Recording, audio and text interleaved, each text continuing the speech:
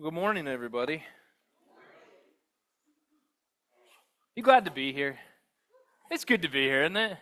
Yeah, all right. Wake up a little bit, everybody. Here, if you're glad to be here, just shout amen. Ready? Amen. There, we're making noise. Okay, this is good. Hey, everybody online. I'm glad you're here too.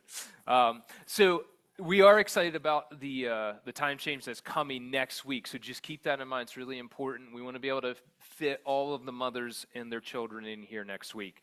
So 10:45 for second service. Keep that in mind. And in addition, if you feel like a walk in the mornings, you can park at the M&T Bank to make room, especially on Sundays like Mother's Day, where we're expecting a much larger attendance. They've given us permission to park down there, and so we can walk up. So that's just, if you're feeling like you want to get your morning calisthenics in, that's a good way to do it.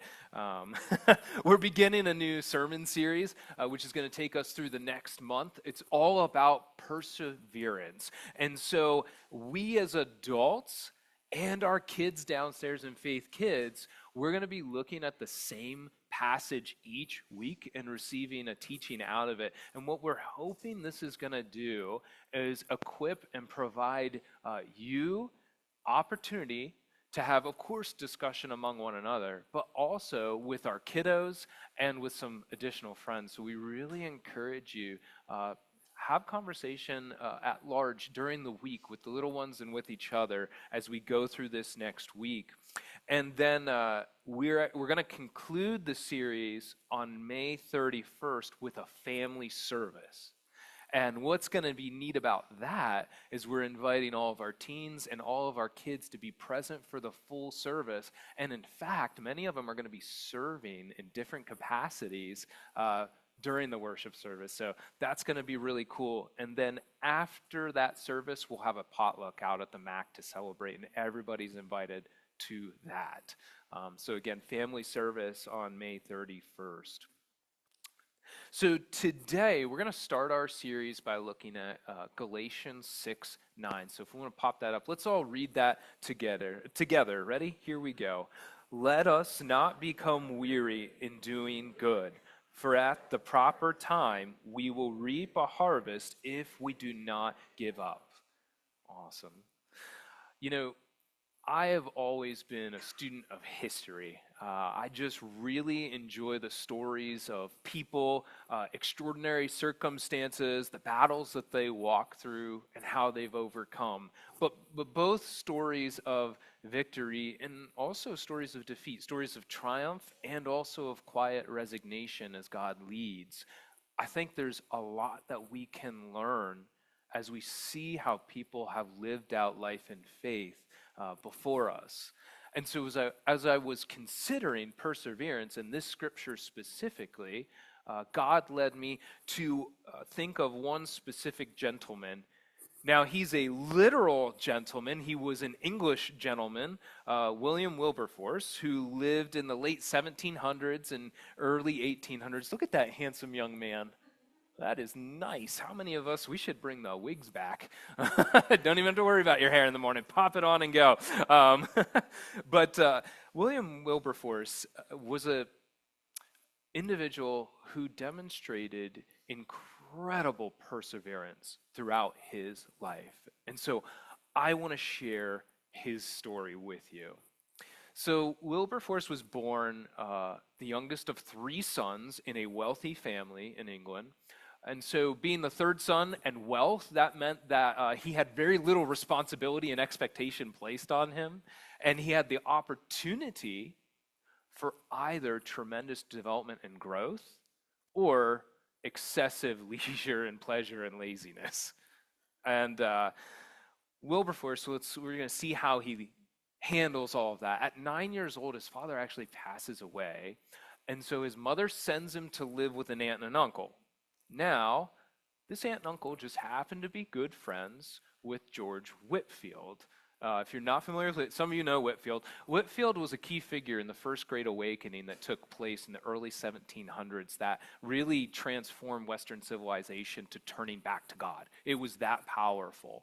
And so not only did he have a lot of interaction with Whitefield in his young years, but also with John Newton, who was a well-regarded, well-known slave trade captain who became a pastor and a preacher. When Wilberforce's mother found out about the influences that he was experiencing, she worried for the Methodism influence that might happen on his life and whisked him away. By the way, y'all, we're like doctrinally, we're Methodist in nature. So it was us. She was worried about us. And so she sends him away to a boarding school. And while he's at boarding school, his grandfather passes away. He inherits tremendously more wealth.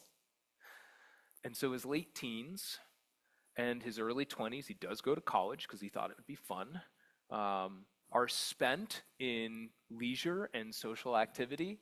And he develops really an extensive ability to use his wit.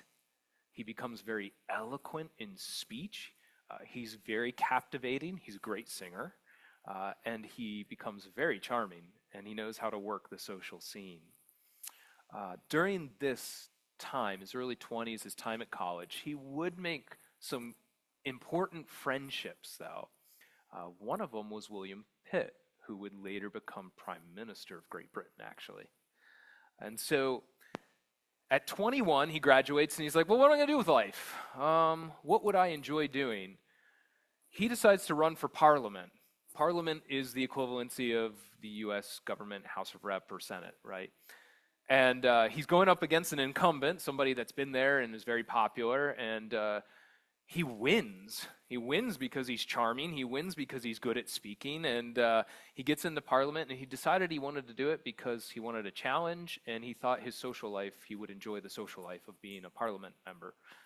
And that's how he got there. Now,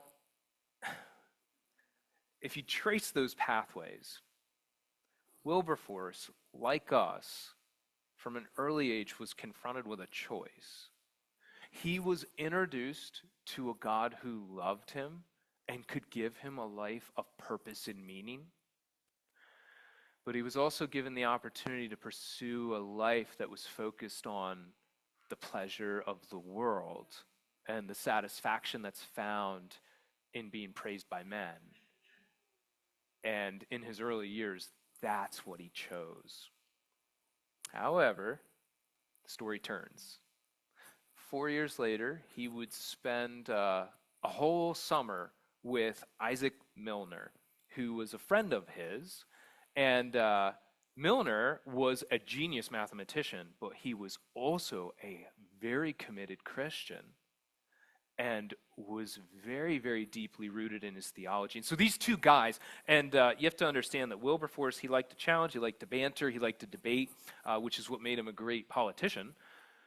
He would go toe-to-toe with Milner all summer long, debating life and meaning and reason and all of these things. And when he would get to the end of the summer, Milner had presented such a compelling case for following Jesus that Wilberforce was ruined.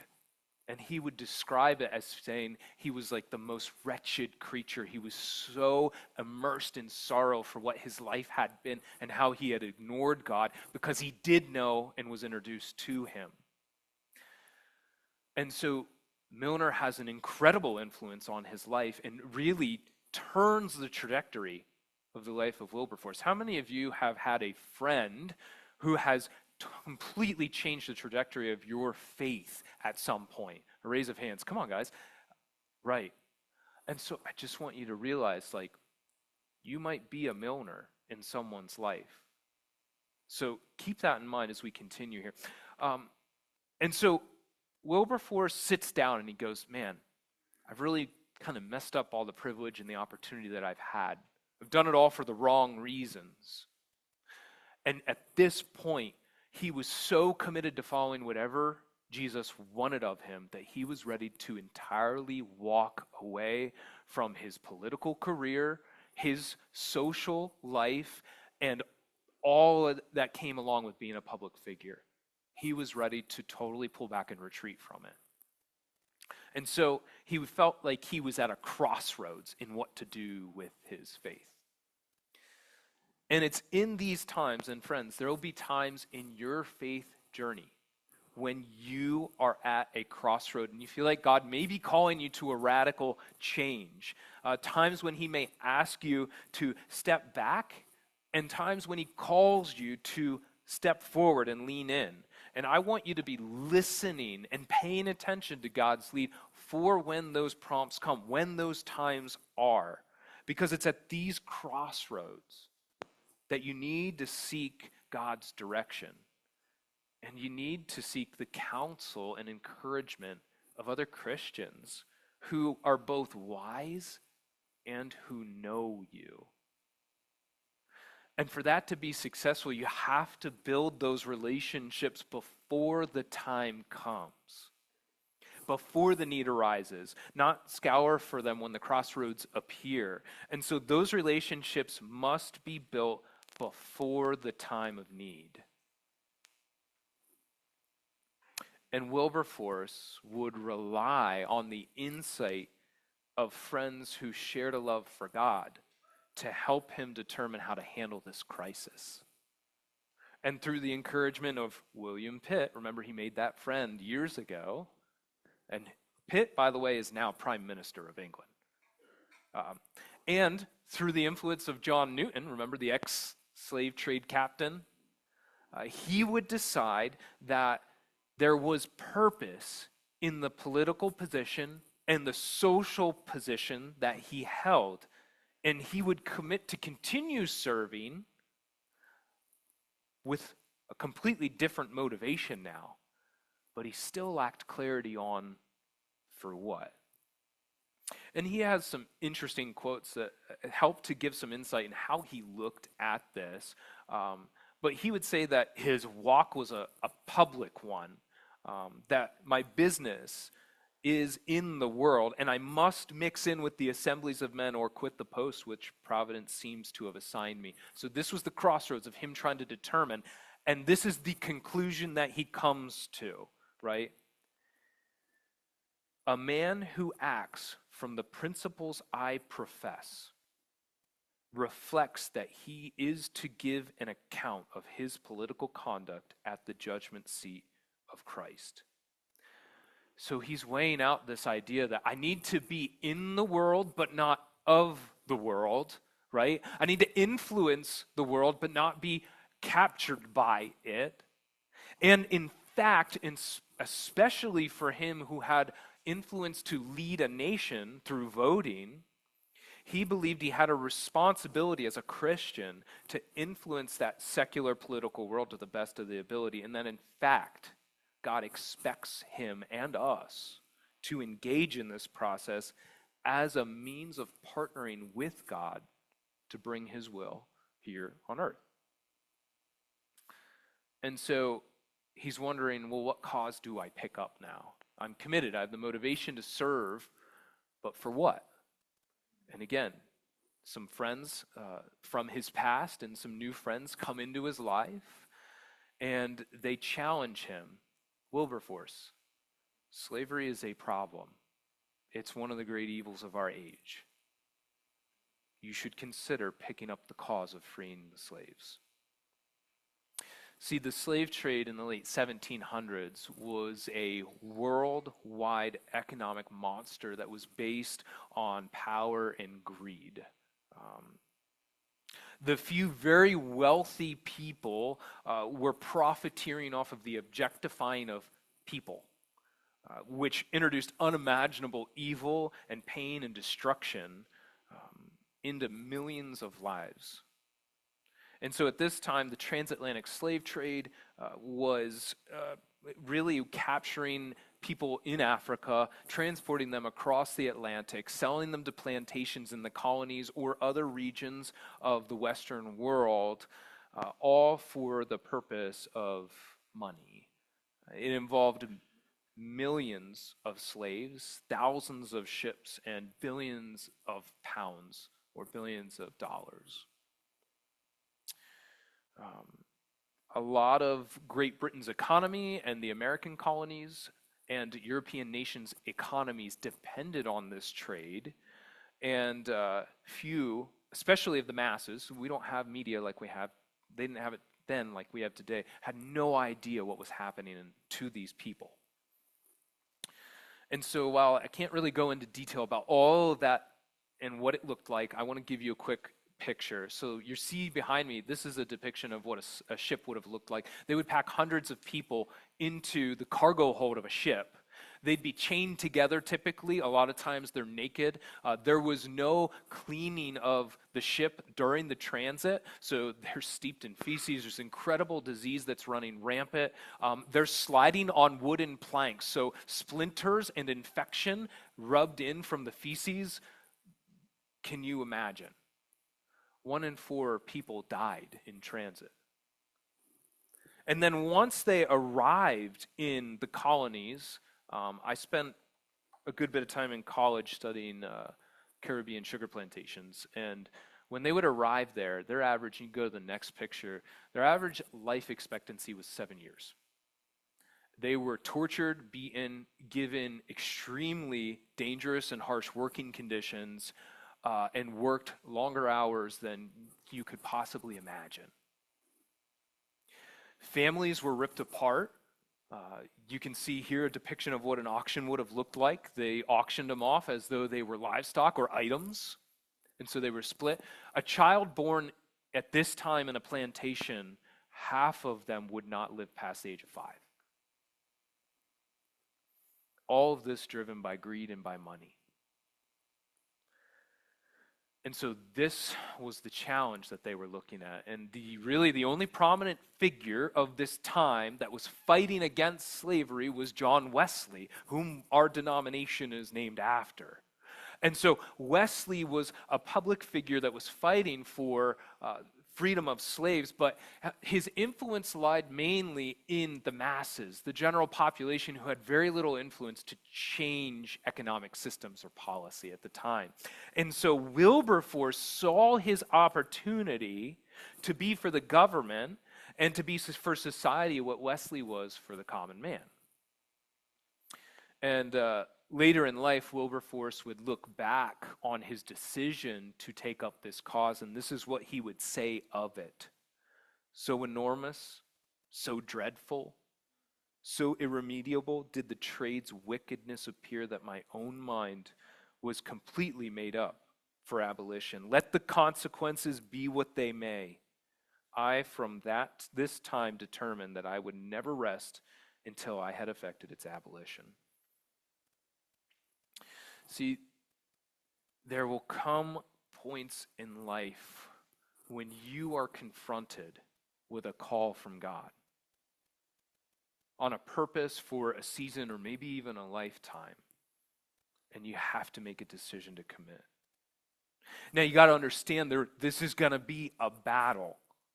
You have an enemy who doesn't want you to succeed. You're going to be pushing against the natural order of the world and its brokenness, and it's going to press back on you.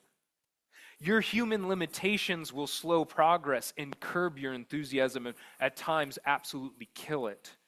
And then people in their brokenness, sometimes without even realizing it, are going to give you resistance, and then others will fight you out of pure malice. You must understand that it will take perseverance to accomplish the call that God puts on your life. And it doesn't get accomplished from sheer will and determination, but from the power of God Himself in you. And Wesley would later write, just a few years later, to Wilberforce, and he would say this: I see not how you can go through your glorious enterprise in opposing that execrable villainy, which is the scandal of religion, of England, and of the human nature, unless God has raised you up for this very thing. You will be worn out by the opposition of men and devils. But if God be for you, who can be against you? And so his battle began. 1788, Wilberforce introduces his first motion, his first resolution to abolish the slave trade.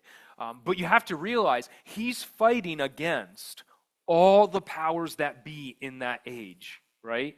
And not just against men, but of principalities of evil who have infiltrated. So he has the fight against plantation owners, the businessmen involved in the trade, ship owners, cultural traditionists, who, by the way, were fueled by just innate or inherent bigotry, right? He's fighting international politics, slave unrest and rebellion, which would have caused fear of releasing or freeing slaves. And the very crown of England itself, the royal family, was against freeing the slaves at this point. And the biggest fear that they all shared, financial ruin, economic distress, loss of money. And so his first resolution was met in defeat, and he looked back at how this happened, because remember, this dude is like, he's very likable, and he's good at convincing people of things. And he had raised up a whole group of colleagues that were in Parliament that said they would vote with him. And when the vote came, they were absent from Parliament that day because they feared what men would do to them for taking a stand. They didn't want to invite hardship on their own lives because they decided to stand for something. And it's interesting because as we look at Galatians 6, and we look at actually the whole of Galatians, this is what was happening. So the focus passage here again, let us not become weary in doing good, for at the proper time we'll reap a harvest if we do not give up. You see, the Galatians were compromising. This was a church that Paul had founded during his missionary travel. He had actually we think what happened was he got severely ill and he had to stop in Galatia. And so these people took him in and took care of him, and he ministered and taught them the gospel, taught them about Jesus, and he birthed this church. While he himself was suffering and incapable, he persevered in his call, and a church was birthed out of it, and they were extremely committed, extremely zealous, and they were very influential in their community while he was there with them.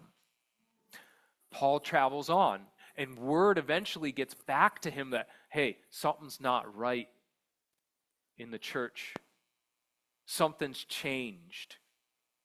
And you see, what was happening was people had come into the church, people who were very influential in the community. They are drawn to things that create change that they might be able to twist and yield for power, right? That's something we see happen pretty regularly. So they come into the church, and they're trying to convince the Galatian church of beliefs and actions that were not what Jesus taught. They were trying to persuade the Galatians to compromise their convictions. And the people were caving. They were trying to fit in and to be liked by these very popular people that were now coming around, right?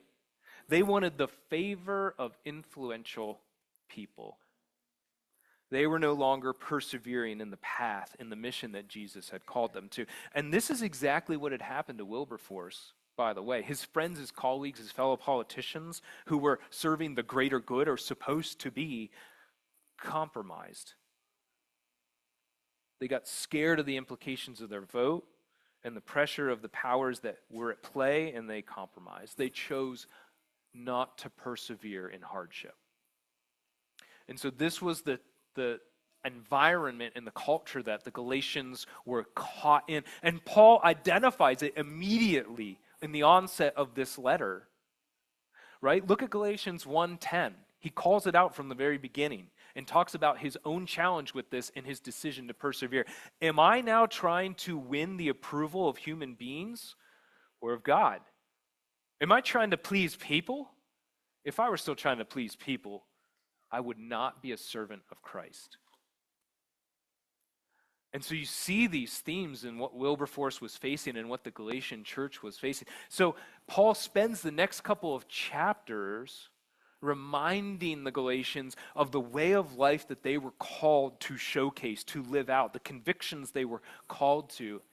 And then he contrasts it with the compromised life. And then he paints the picture of what both directions eventually lead to. And that's where we get to chapter 6. Picking up in verse 7, he writes this: "Do not be deceived. God can't be mocked. See, a man reaps what he sows. Whoever sows to please their flesh from the flesh will reap destruction. But whoever sows to please the Spirit, from the Spirit will reap eternal life. Let us not become weary in doing good, for at the proper time we will reap a harvest if we do not give up. Therefore, as we have opportunity, let us do good to all people, especially those who belong to the family of believers."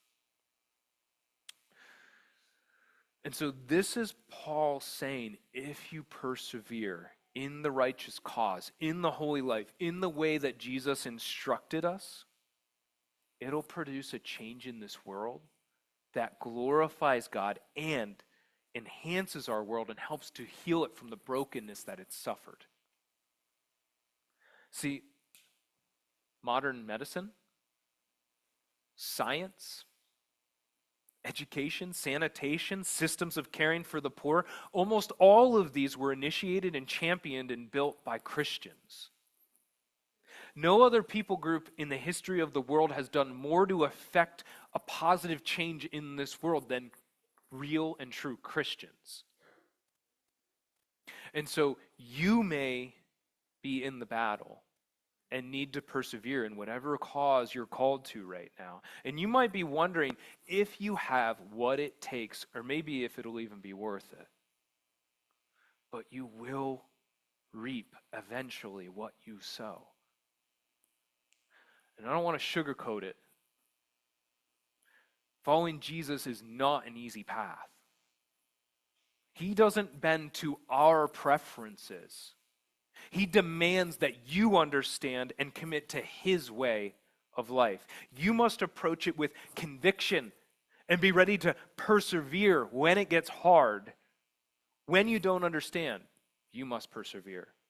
When you aren't seeing results, you must persevere.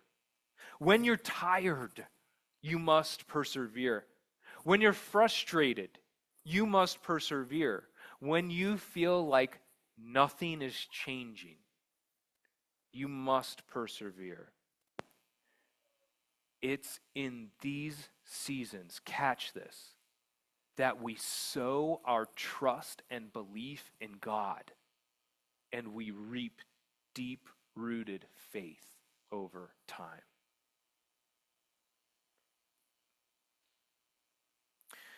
And this is the testament of Wilberforce over 53 years that he served in this mission, working to free slaves.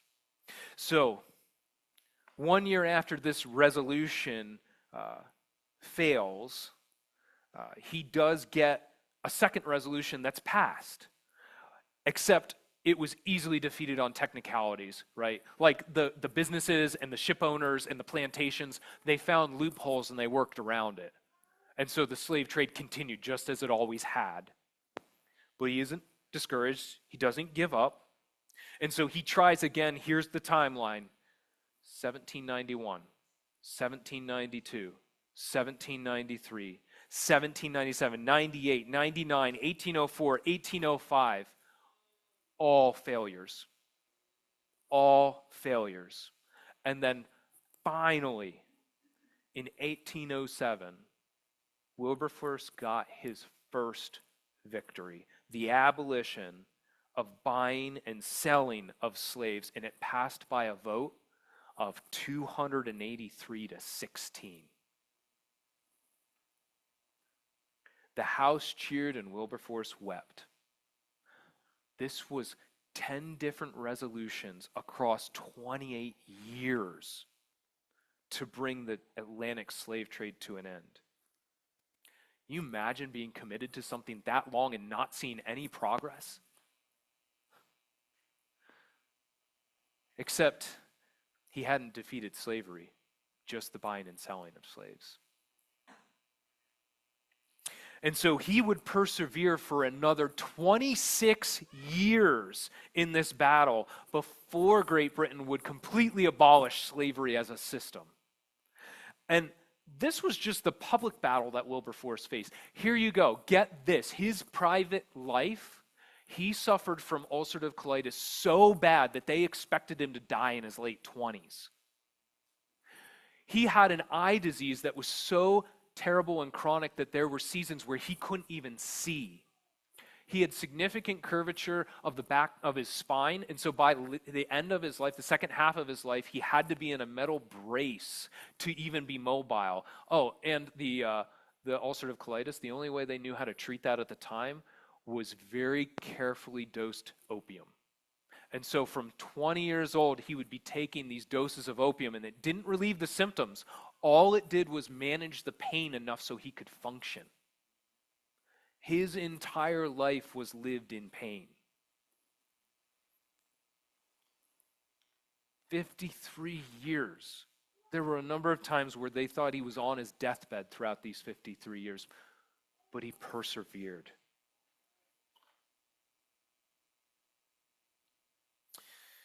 Eventually, his health would force him to retire out of Parliament. That was in 1821. He'd stepped down. But he didn't stop. In this season, he would go and he would counsel and advise and mentor his replacement and the next generation. His replacement was Thomas Foxwell Buxton, who would pick up the cause and help to champion it. And he would start to write, because he could write. He couldn't move, but he could write, and he would write to advance the mission of freeing slaves and get the message out to the masses. And you can see this picture of him here. You can see how bent his body is, right? Can you imagine? But man, there's something about the look that he has, like, I am not defeated. I might be broken, but I'm not defeated. And finally, on July 26 of 1833, 53 years later, after Wilberforce took up the cause,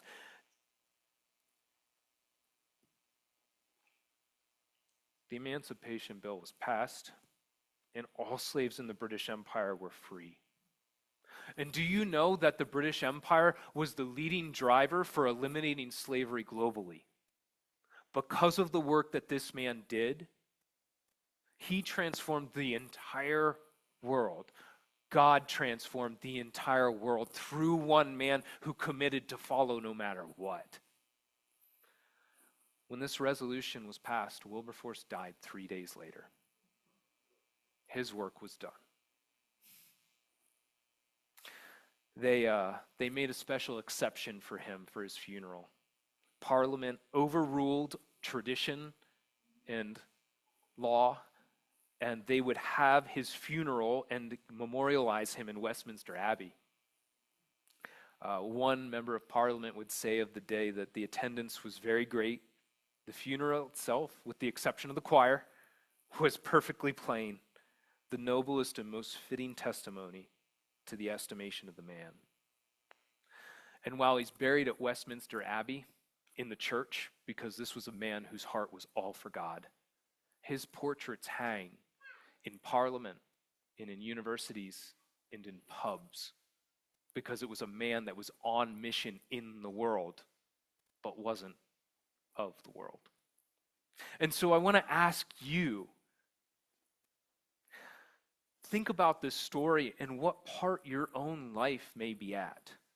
What key figure are you in this story? Are you the young Wilberforce who's lost without real purpose or cause or mission? Maybe you're Milner, the quiet, unknown one who has deep faith in God and is called to influence the Wilberforce types in our world. Maybe you're William Pitt, the quiet and constant encourager who helps to lead. Are you the sage Wilberforce, being called to continue the battle, but in a very different way, through influence now and service that looks different but is equally important? Or are you the Buxton, the next generation called to take up the cause and continue the battle that's been hard fought by men and women for generations before you. See, each one of us, though, is a Wilberforce in the midst of a great battle. We are always facing the pressure of a changing world, to change our community, to change our families, even just change ourselves. And it can feel exhausting and overwhelming and even insurmountable at times. But the cause that God has called you to in this season, though not easy, is also not insignificant. And rather, it weaves together with the tapestry of sacrifice and effort that the people of God have created across those generations and on a global scale at his leading. And so we're going to be studying perseverance. And the Greek word for this is hyponome. And it just means steadfastness, constancy, endurance. And it's used, the definition for a person is, it is the characteristic of a man or a woman who is not swerved from their deliberate purpose and their loyalty to faith and piety by even the greatest of trials and suffering.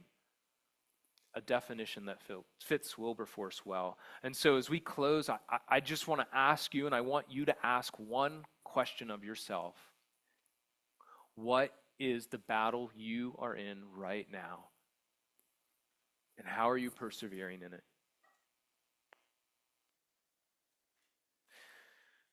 Imagine what could happen if you quit. If you gave up when it got hard, if you compromised on the life you're called to live. I think perseverance may be the direct correlation of change that you could affect in the world for God in this lifetime. Your change, your effect on the world is directly tied to the way you persevere. So we must endure, we must stay strong, we cannot compromise, we must continue to fight, we must persevere. Look at our focus passage. Let us not become weary in doing good. For 53 years later, you will reap a harvest if you do not give up. So don't give up, persevere.